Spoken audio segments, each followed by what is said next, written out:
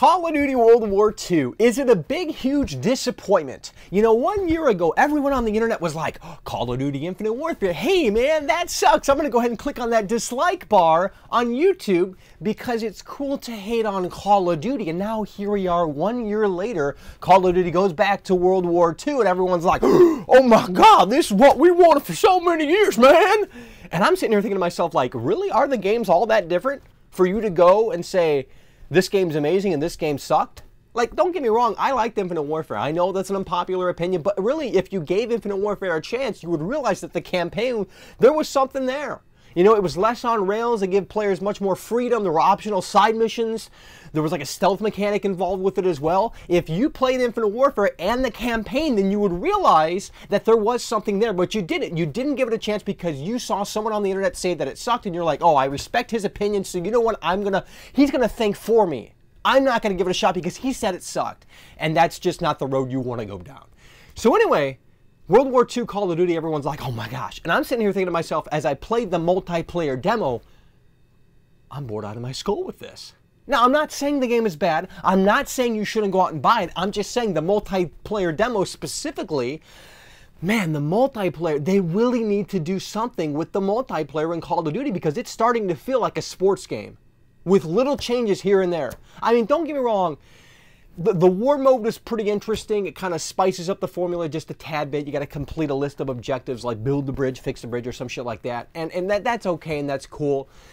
But it's still, here's the thing, like, this is World War II, this is, you know what I mean? It still feels like Call of Duty. It really does still feel like Call of Duty. Even though in Infinite Warfare, the previous game, you were jumping around like a freaking hyena, here obviously boots on the ground, it still feels like Call of Duty. Even though this is World War II, it still feels like Call of Duty, you know what I mean? And I don't know if that's a bad or good thing. I mean, obviously you buy Call of Duty to experience that Call of Duty style of gameplay, right? But at the same time, it's like this multiplayer stuff. A decade ago, I was on board with this, you know? I bought Modern Warfare on the 360 and I was like, dude, this is so unbelievably amazing, right? Back in 2007, everyone had their headset on, everyone was chatting, everyone was talking about Modern Warfare and how unbelievably awesome this game was and how just like modern it was, and it was like, yeah, I can't wait to play this when I get home from school because I was like 17 years old when that game came out. And now here we are with World War II and I'm like, damn, this is the same thing that I played a freaking decade ago, right?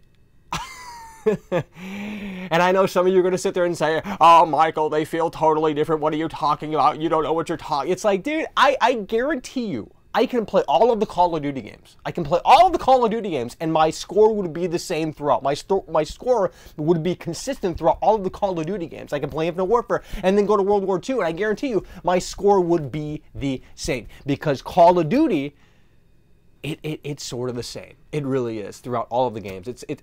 Look, I still want to see what's left with World War II in regards to the campaign and zombies. I think if they continue the road that they went down in Infinite Warfare with the campaign and kind of translate some features over from Infinite Warfare to the World War II campaign, then that's going to be really cool, you know? Giving players optional side missions and that sort of thing, that could be really fascinating again. And the zombies here in World War II, it seems like they're really taking zombies back to its roots and making it scary again. So that's really interesting, you know? But the multiplayer, man, I don't know, man. I really don't know. And don't get me wrong, I'm not, like I said, I'm not coming on here to say it sucks or anything like that. In fact, I think this is on track to be one of the best Call of Duty games in a long, long time. But the multiplayer specifically, it leaves a lot left to be desired, in my opinion. It's really the same old stuff.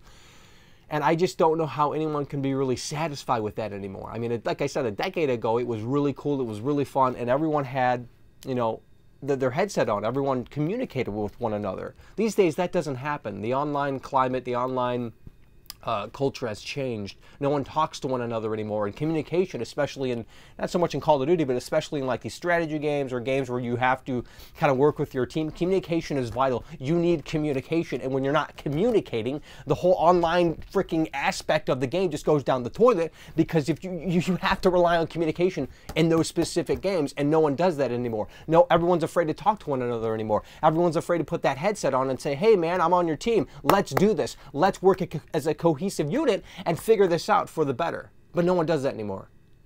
So the multiplayer demo, specifically for Call of Duty World War II,